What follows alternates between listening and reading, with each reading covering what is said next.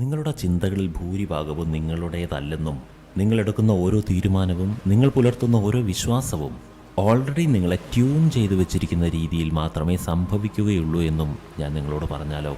അതായത് നിങ്ങളുടെ ഓരോ പ്രതികരണവും നിങ്ങൾക്ക് പോലും കാണാൻ കഴിയാത്ത ശക്തികളാൽ മുമ്പ് എപ്പോഴോ രൂപകൽപ്പന ചെയ്യപ്പെട്ടതാണ്. ഈ ലോകം എങ്ങനെ പ്രവർത്തിക്കുന്നു എന്നറിയാമോ? നിങ്ങൾ ജനിച്ച നിമിഷം മുതൽ നിങ്ങളുടെ മനസ്സ് പല നിയന്ത്രണങ്ങൾക്കും വിധേയമായിട്ടാണ് ചിന്തിക്കുവാൻ പോലും പഠിച്ചിട്ടുള്ളത്. വാസ്തവത്തിൽ നിങ്ങൾക്ക് സ്വതന്ത്രമായി ചിന്തിക്കുവാൻ സാധ്യമേ അല്ല. കാരണം നിങ്ങൾ ഈ ലോകത്തിലുള്ള പലതരത്തിലുള്ള മാനസിക നിയന്ത്രണങ്ങളുടെയും അടിമ മാത്രമാണ്. നിങ്ങൾ ജനിച്ച കാലഘട്ടത്തിൽ ചെറുപ്പത്തിൽ തന്നെ സ്വന്തം വീട്ടിൽ നിന്ന് തന്നെ നിങ്ങൾ എങ്ങനെ ചിന്തിക്കണമെന്നുള്ളത് പലരും ചേർന്ന് ഡിസൈൻ ചെയ്തിട്ടുണ്ട്. കൂടെ നിങ്ങൾ സ്കൂളുകളിൽ പോയി തുടങ്ങിയപ്പോൾ മാധ്യമങ്ങളും സോഷ്യൽ മീഡിയകളും എല്ലാം ഉപയോഗിക്കാൻ തുടങ്ങിയപ്പോൾ അതും നിങ്ങളുടെ ചിന്തയെ രൂപപ്പെടുത്തിയിട്ടുണ്ട്.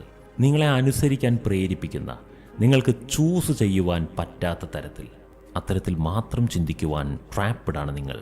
വാസ്തവത്തിൽ കൂടുതലും മനുഷ്യർ ഈ ലോകം പൊതുവായി എങ്ങനെയാണോ ചിന്തിക്കുന്നത് ആ ചിന്തകളെ പിന്തുടരുന്നവരാണ്. അല്ലാതെ ബോധപൂർവം തൻ്റെ ചിന്തകളെ ചൂസ് ചെയ്യുവാനുള്ള കഴിവ് മനുഷ്യർക്കില്ല.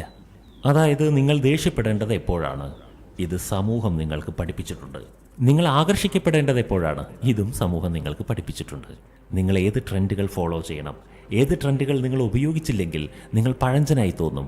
ഇതെല്ലാം നിങ്ങളെ സമൂഹം അദൃശ്യമായി ട്രെയിൻ ചെയ്തിട്ടുണ്ട്. ഇതൊരു അപകടമല്ല, പക്ഷേ ഇതൊരു സംവിധാനമാണ്.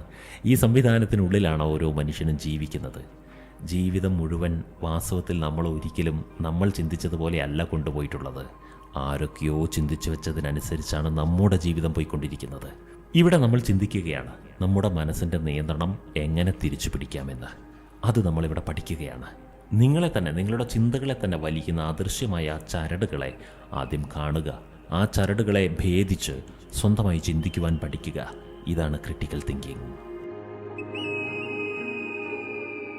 നിങ്ങൾക്കറിയാമോ, നിങ്ങൾ നിങ്ങൾക്ക് വേണ്ടി ചിന്തിക്കുന്നു എന്ന് നിങ്ങൾ ചിന്തിക്കുമ്പോൾ പോലും വാസ്തവത്തിൽ നിങ്ങൾ നിങ്ങൾക്ക് വേണ്ടി ചിന്തിക്കുന്നില്ല. എന്തുകൊണ്ടാണെന്നോ? നിങ്ങൾ നിങ്ങൾക്ക് വേണ്ടി ചിന്തിക്കേണ്ടത് എങ്ങനെയാണെന്ന് പോലും ആരൊക്കെയോ നിങ്ങളെ പഠിപ്പിച്ചിട്ടുണ്ട്.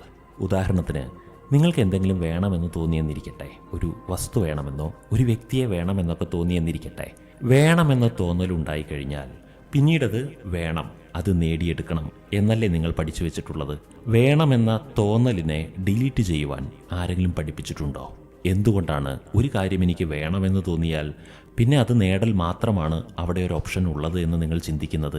എന്തെങ്കിലും ഒന്ന് വേണമെന്ന് തോന്നുന്നത് നമ്മുടെ മനസ്സിൻ്റെ പൊതു സ്വഭാവമാണെന്നും മനസ്സിനങ്ങനെ പലതും തോന്നുമെന്നും എന്നാൽ മനസ്സിന് തോന്നുന്നതെല്ലാം നടത്തി കൊടുക്കേണ്ട ഉത്തരവാദിത്വമൊന്നും എനിക്കില്ല എന്നും ചിന്തിക്കുവാൻ എന്തുകൊണ്ട് നിങ്ങൾക്ക് കഴിയുന്നില്ല? അപ്പോൾ നമ്മുടെ മനസ്സിന് എന്തു തോന്നലുണ്ടായാലും ആ തോന്നിയത് നേടിയെടുക്കുവാൻ നമ്മൾ പരിശ്രമിക്കും. ആ തോന്നിയത് നേടിയെടുക്കുവാൻ നമ്മളെ കൊണ്ട് കഴിയാതെയാവുന്ന സമയത്ത് നമ്മളെ ഒന്നിനും കൊള്ളില്ല എന്ന് നമ്മൾ തീരുമാനിക്കും. ഇത് നിങ്ങളെ ട്രാപ്പ് ചെയ്തിരിക്കുന്ന ഒരു ചിന്താഗതിയിൽ നിന്നുണ്ടാകുന്നതാണ്. വാസ്തവത്തിൽ ഇതിനെങ്ങനെ സ്വതന്ത്രമായി ചിന്തിക്കാമെന്നോ? നമ്മുടെ മനസ്സിൽ എന്തെങ്കിലും വേണമെന്നൊരാഗ്രഹമുണ്ടായെന്നിരിക്കട്ടെ. ആ സമയത്ത് നമ്മുടെ ചിന്തകളെ രണ്ടായി വിഭജിക്കാം. മനസ്സിൽ ഒരു തോന്നലുണ്ടായിട്ടുണ്ട്, ഒരാഗ്രഹമുണ്ടായിട്ടുണ്ട്. ആഗ്രഹമുണ്ടാകുന്നത് മനസ്സിൻ്റെ സ്വഭാവമാണ്. എന്നാൽ ഒരു വ്യക്തിക്കുണ്ടാകുന്ന എല്ലാ ആഗ്രഹങ്ങളും പ്രാക്ടിക്കൽ അല്ല. ആ ആഗ്രഹങ്ങളെല്ലാം വിൻ ചെയ്യാനൊന്നും നമുക്ക് സാധിക്കില്ല. അതുകൊണ്ട് തന്നെ എൻ്റെ ആഗ്രഹങ്ങളെ അവിടെ വെച്ച് തന്നെ പരിശോധിച്ച് ഈ ആഗ്രഹം വേണ്ട, ഇതുപേക്ഷിക്ക് എന്ന് പഠിപ്പിക്കലാണ് ഒരു രീതി. മറ്റൊരു രീതി, ഈ ആഗ്രഹിക്കുന്നത് ജെന്യൂനാണോ, എനിക്ക് നേടിയെടുക്കാൻ കഴിയുന്ന ആഗ്രഹമാണോ എന്ന് ചിന്തിക്കുക. എന്നിട്ട് നേടിയെടുക്കാൻ കഴിയുന്നൊരാഗ്രഹമാണ് അതെങ്കിൽ അത് എങ്ങനെ നേടിയെടുക്കണമെന്നുള്ളതിൻ്റെ സ്ട്രാറ്റജിക് ആയിട്ടുള്ള സ്റ്റെപ്പുകളെക്കുറിച്ച് ചിന്തിക്കുക. മാത്രമല്ല, ഇത് നേടിയെടുത്തു കഴിഞ്ഞാൽ എനിക്ക് എന്താണ് ഗുണമെന്നും എന്താണ് ദോഷമെന്നും ചിന്തിക്കുക.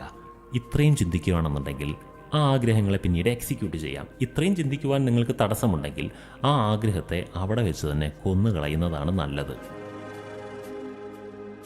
ഇനി ഇമോഷൻസിൻ്റെ കാര്യമെടുക്കാം. നിങ്ങൾ ഒരു വ്യക്തിയുടെ കാരണത്താൽ ഒരു ഇമോഷനിൽ അകപ്പെട്ടു എന്നിരിക്കട്ടെ.